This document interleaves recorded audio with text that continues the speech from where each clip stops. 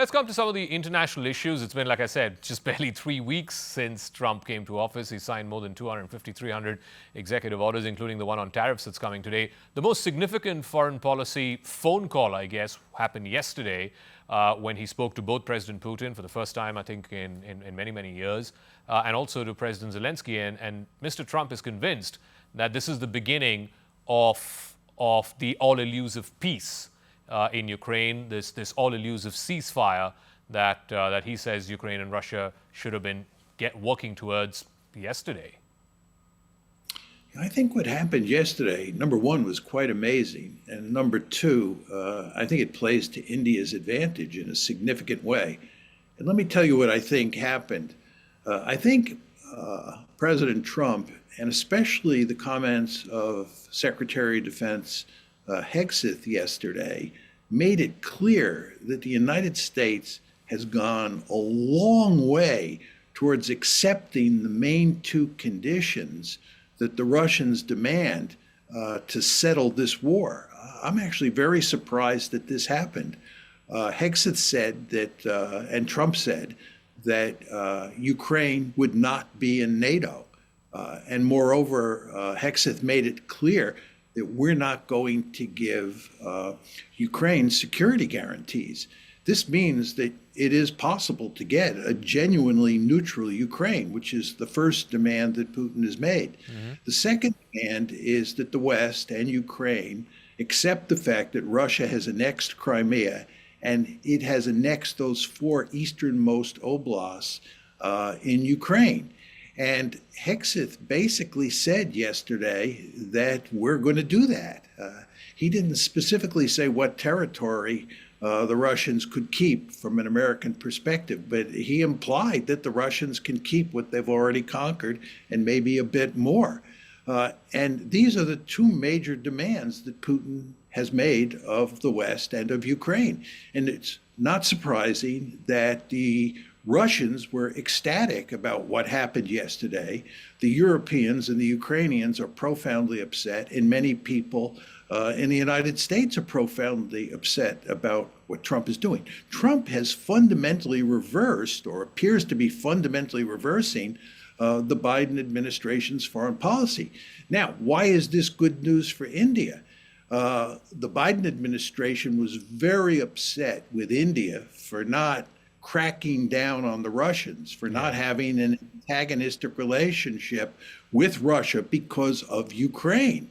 Well, if Trump flips the policy and Trump wants to work with the Russians and have good relations with Russia and end the war in Ukraine, largely on Russia's terms, that means that the Trump administration has no incentive to put pressure on India over Ukraine. And if anything, it has an incentive to work with India to get India to back it up as it moves towards a settlement with Russia over the Ukraine issue. So I think this is good news for India. And in my view, it's good news for Ukraine.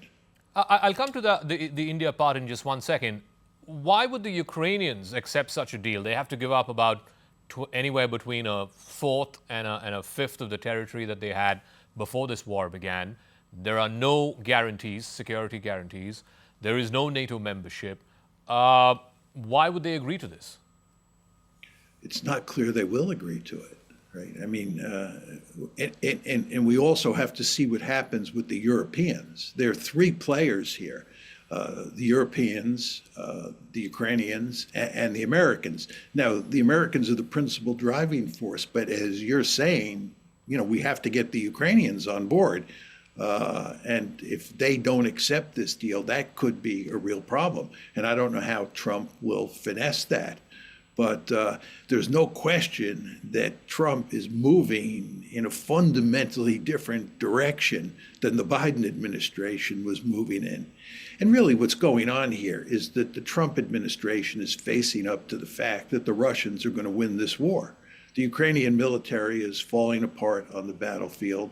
It's suffering serious defeats, is in real trouble. And what Trump and his lieutenants are saying is that it's time to shut this one down. There's no way we can shift the balance of power and rescue Ukraine. And let's cut a deal that's in America's interest and is in Ukraine's interest. Now, whether that can be done remains to be seen. So I want to come to the part where you said this might be good news for India. And I'm also curious to know your thoughts on, Prime Minister Modi enjoys good relations with both President Putin of Russia and President Zelensky of Ukraine. He's, in fact, one of the few world leaders who's visited both countries since this war began. Do you think President Trump might, weigh in on him, perhaps lean on his sort of counsel, if not mediation, to try and find a middle ground between Russia and Ukraine? I wouldn't be surprised, to be honest. This is why I was saying that I think from India's point of view, this is good news, because the Trump administration will want to work with India. It will see India as an ally on this issue. And if Modi has good relations with Zelensky and with Putin, and he can talk to both of them and do something to help cajole the Ukrainians into accepting the peace settlement that the Americans want, that would be all for the good from America's point of view. I don't know that in the end Modi would be successful, or anybody would be successful at convincing the Ukrainians to go along with this deal. Excuse me, I think it's very hard to imagine Ukraine accepting the deal, but who knows? All right. I'll come to the final part of this conversation, and I want to talk about Gaza, because Trump has been saying quite a few, really outrageous things about Gaza, about making it into the Riviera of the Middle East. Palestinians have no right to return. Egypt and Jordan should take more Palestinians, so on and so forth. If you can sort of separate all the sound and fury of the stuff that he's been saying from if there is a method in the madness to what he's trying to achieve. Ultimately, he wants to end that war too, but in terms which seem quite bizarre, at least on the face of it. Yeah, I think your word outrageous is the right word to use to describe what Trump is proposing. I think it's morally reprehensible to talk about ethnically cleansing the Palestinians from Gaza. And furthermore, from a practical point of view, I don't see how that's possible. The Israelis have just spent 15 to 16 months pounding the Palestinians in Gaza for purposes of trying to drive them out, and they failed. The Palestinians are still there. Hamas is still there. So how is the United States going to get them out? And then who's going to take them? Yeah. This makes no sense at all. And to take it a step further, you want to remember that the ceasefire between the Palestinians and the Israelis came into effect on January 19th, the day before President Trump moved into the White House. He moved in on January 20th. And President Trump basically told the Israelis he wanted that ceasefire before he moved into the White House. So President Trump played an important role in making the ceasefire happen. And that looked like a good deal to almost everybody. Everybody who's, except maybe Benjamin Netanyahu and people on his right, were happy about a ceasefire. Then Trump starts talking about turning Gaza into the Riviera in the Middle East. And if anything, that undermines the ceasefire, which he had gotten credit for helping put into place. So in a very important way, it didn't make sense. So I can't give you a good explanation for what he's thinking here. I mean, what he did was he put forth an outrageous and impractical idea that, if anything, undermined the policy that he appeared to be pushing as he moved into the White House. All right. And I want to get one final question in. I want to know your thoughts on this whole relationship between Elon Musk and Donald Trump. The Democrats are saying, Elon is the real president. The Time magazine had a cover photograph of Elon Musk sitting behind the Resolute desk. Again, help our viewers try and make sense of this. Is Trump using Musk as some kind of a wrecking ball to shake up the federal government and the bureaucracy? And when do you think this honeymoon is going to end? Because it looks like, both men have pretty big egos, so it has to end at some point.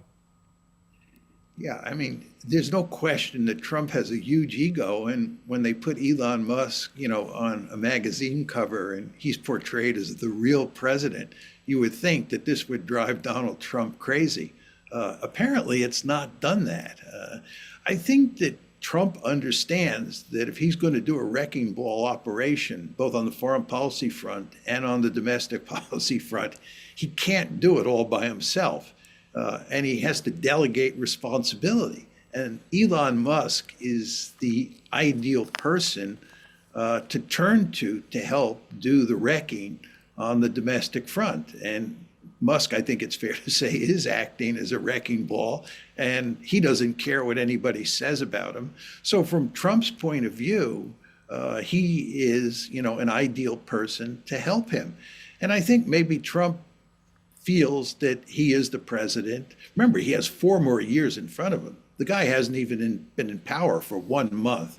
So Elon Musk, over the next 4 years, is not going to seriously undermine Trump's position as the leader of the United States. So I think what's happened here is that they've come to terms. All right, Professor John Mearsheimer, as always, a pleasure speaking with you. Thank you very much for your time and your valuable insights. Thank you.